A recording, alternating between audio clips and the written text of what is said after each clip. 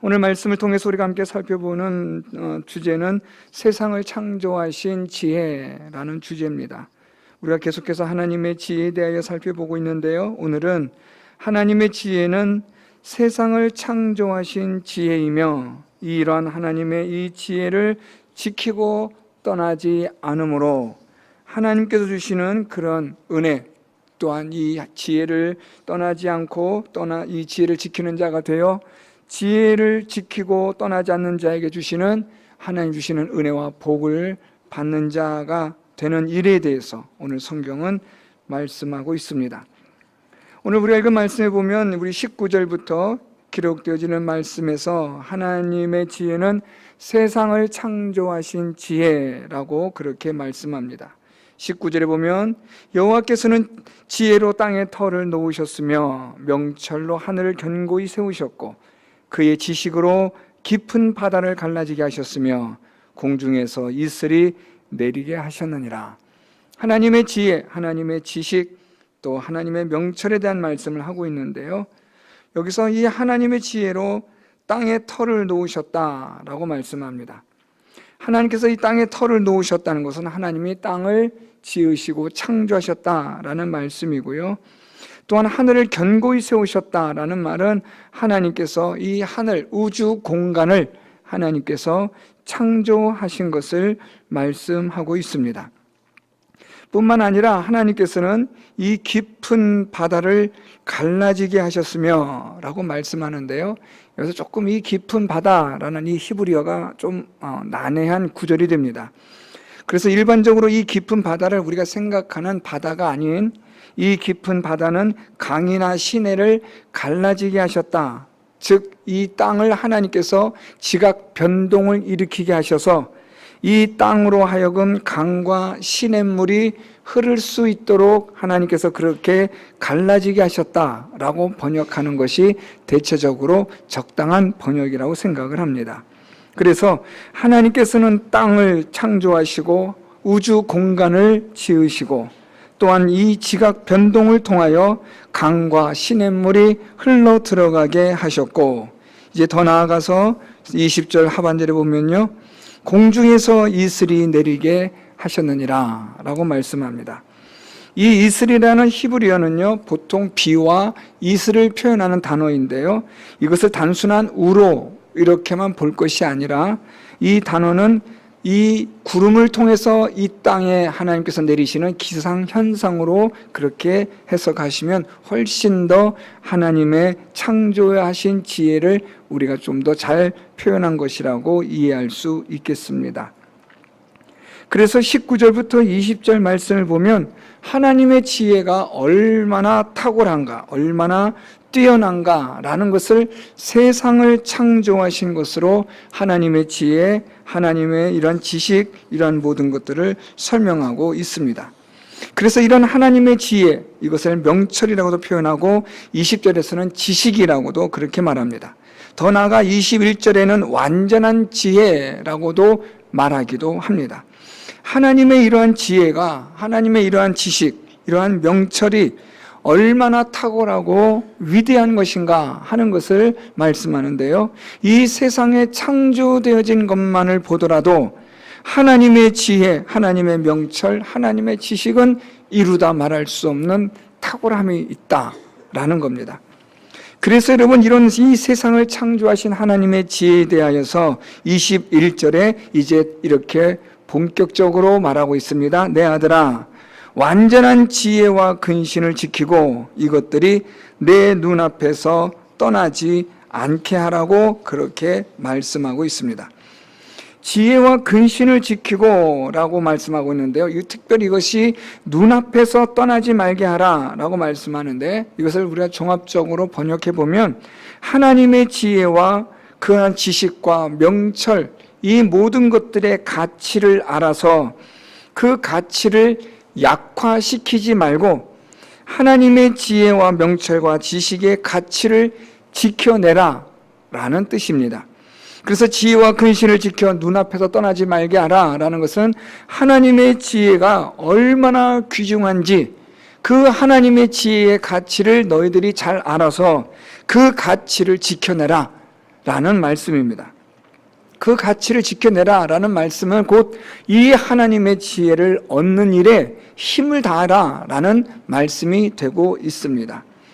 이렇게 하여 오늘 성경은 하나님의 지혜는 세상을 창조하신 지혜인데 이 지혜의 가치가 얼마나 대단한 것인지 이 하나님의 지혜의 가치를 너희가 잘 알아서 이 하나님의 지혜를 얻는 자가 되게 하라 라고 말씀하고 있습니다. 자, 그러면서 이제 22절 말씀부터는 이렇게 하나님의 이 지혜를, 이 가치를 너희들이 알고 이 하나님의 지혜의 가치를 얻는 자가 되면 그 결과로 나타나는 일들을 말씀하고 있습니다. 하나님의 지혜, 그리고 이 하나님의 지혜의 가치를 알아 하나님의 지혜를 얻는 자, 또 이 하나님의 지혜를 소유한 자에 대하여 오늘 이 22절 말씀에 보니까 그것이 내 영혼의 생명이 되며 내 목의 장식이 되리니 라고 말씀합니다. 여기서 이 생명이라는 것은 단순한 우리의 생명만을 뜻하는 것이 아니라 우리의 영과 육의 모든 삶의 복된 삶을 뜻하는 표현입니다. 즉 하나님의 지혜는 우리의 영육 간에 있어서 우리의 영육을 기름지게 복되게 하는 것이 된다 라는 것을 말씀하는 겁니다. 하나님의 지혜는 우리에게 있어서의 영혼의 생명이 될 뿐만 아니라 이것은 우리의 인생을 기름지게 하고 복되게 하는 것이 됨을 말씀하고 있는 겁니다. 또한 더 나아가서 이제는 이것이 내 목의 장식이 된다라고 말씀합니다. 목의 장식이 된다라는 이 표현은 우리가 구약 성경에서 특별히 잠언에서 종종 발견되는 표현인데요. 이것은 영광을 상징하는 그런 표현입니다. 하나님의 지혜는 우리에게 영육 간의 복된 삶을 줄 뿐만 아니라 우리 인생을 영광스럽게 하나님이 그렇게 만들어 주신다라는 것을 말씀하고 있는 겁니다. 그래서 하나님의 지혜의 가치를 알아 이 지혜를 얻는 자가 되라고 말씀하는 거지요.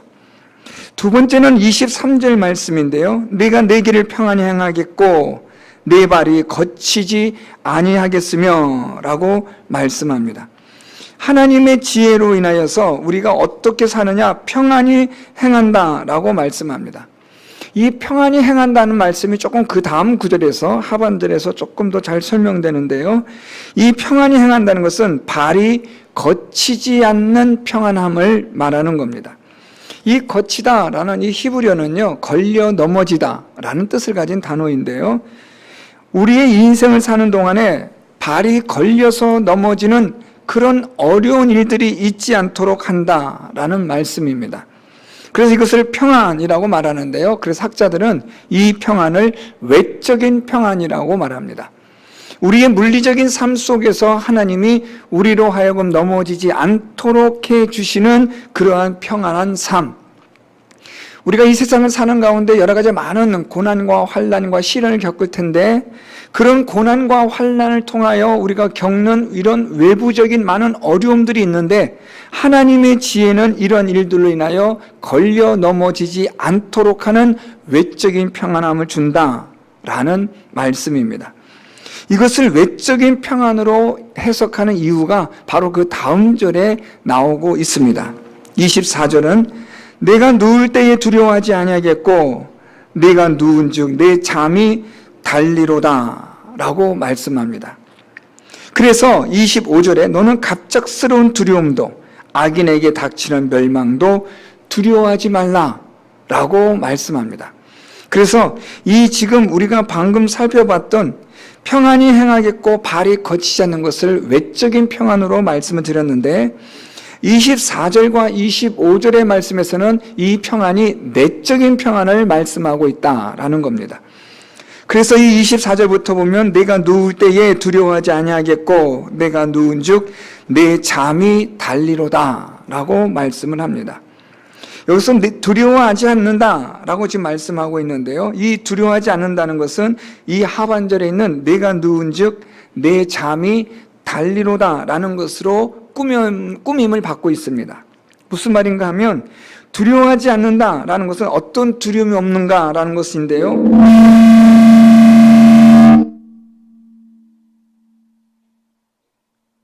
어떤 두려움을 말씀하고 있는가 하는 것인데요, 이것은 다름 아니라 우리의 육신의 잠을 잘 수 있는 그러한 평안함을 말하는 겁니다. 다시 말하면 내적인 평안함을 우리가 얻게 되어지는데, 그 내적인 평안함은 도대체 어떤 평안이냐?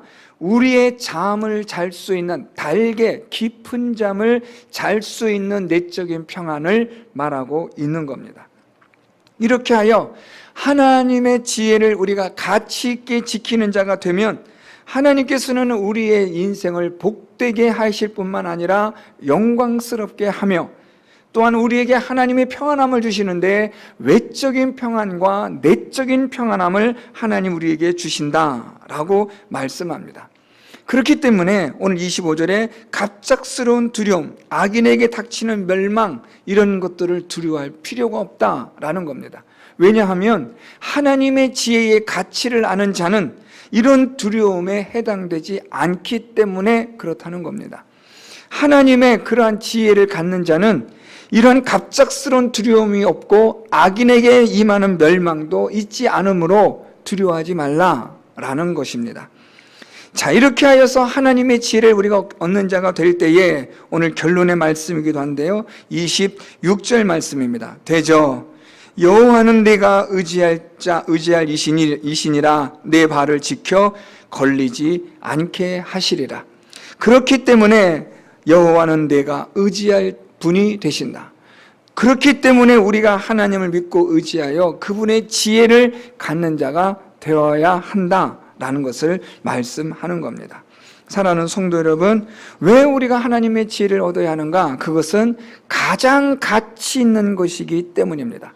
하나님의 지혜는 정말로 가장 귀한 가치가 있는 것으로, 우리가 이 하나님의 지혜를 우리가 지키고 떠나지 않게 되면 이 하나님의 지혜로 인하여 하나님이 우리의 인생을 복되게 하실 뿐만 아니라 또한 우리에게 하나님께서 영광스러운 인생이 되게 하시고 우리에게 외적인 평안과 내적인 평안을 더하여 주심으로 하나님은 참으로 우리가 믿고 의지할 분이 되신다는 것을 알게 하는 것이 바로 이 하나님의 지혜라는 것입니다.